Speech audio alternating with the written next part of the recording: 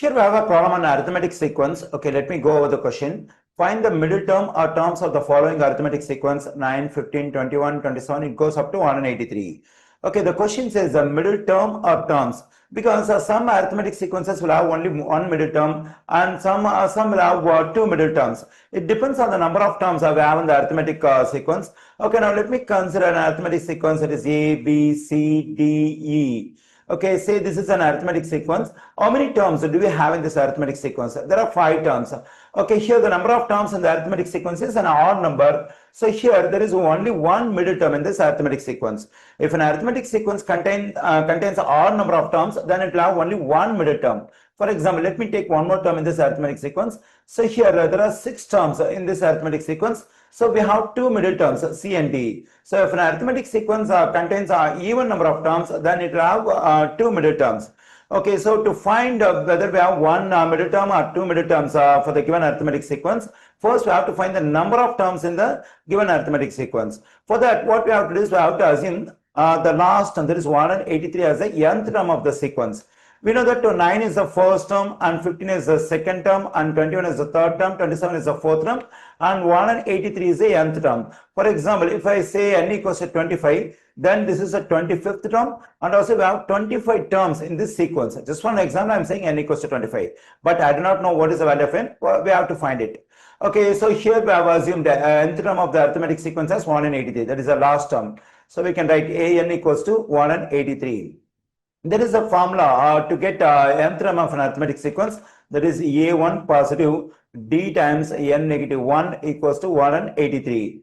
Okay, now to get the value of n in this equation, we just have to plug in the values for the a1 and d. Actually, a1 is the first term of the sequence, that is 9. Okay, now to get the value of d, the d refers to the common difference. So to get the common difference, we have to subtract the first term of the sequence from the second term. So we know that the second term is 15 negative, the first term is 9. When I subtract 9 from 15, I am getting 6. That is the common difference is 6. Okay, now let's plug in the values for a1 and d over here. So for a1 we have 9 and for d we have 6 times n negative 1 equals to 183. Okay, 9, and we can distribute this positive 6 to this n and negative 1. When I do so, I am getting positive 6n. When I distribute this positive 6 to negative 1, I am getting negative 6 equals to 183. Okay, now we can combine this 9 and negative 6. When I do so, I am getting positive 3 equals to 183. Okay, now let me subtract 3 from both sides. When I do so, positive 3 and negative 3 will cancel out. 6n equals to 183 and 83 is 180.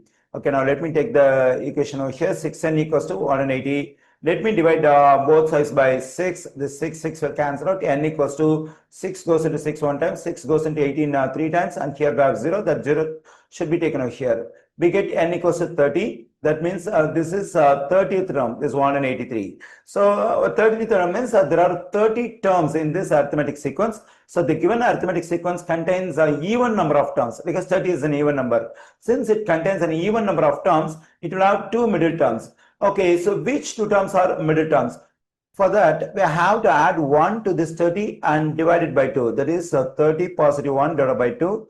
That is equal to 31 divided by 2. So when you divide 31 by 2, I am getting 15.5. Actually, 15.5 is the exact middle value of 15 and 16. That is A15 and A16. That is 15th term and 16th term. So these are the two middle terms of the given arithmetic sequence. Okay, now let's get the value of the 15th term and also the 16th term. For that, let me write the formula for nth term. Already we have written over here. So the formula for nth term is a1 positive d times n negative 1. Okay, so 15th term is equal to, so for a1 we have to plug in the first term, that is 9.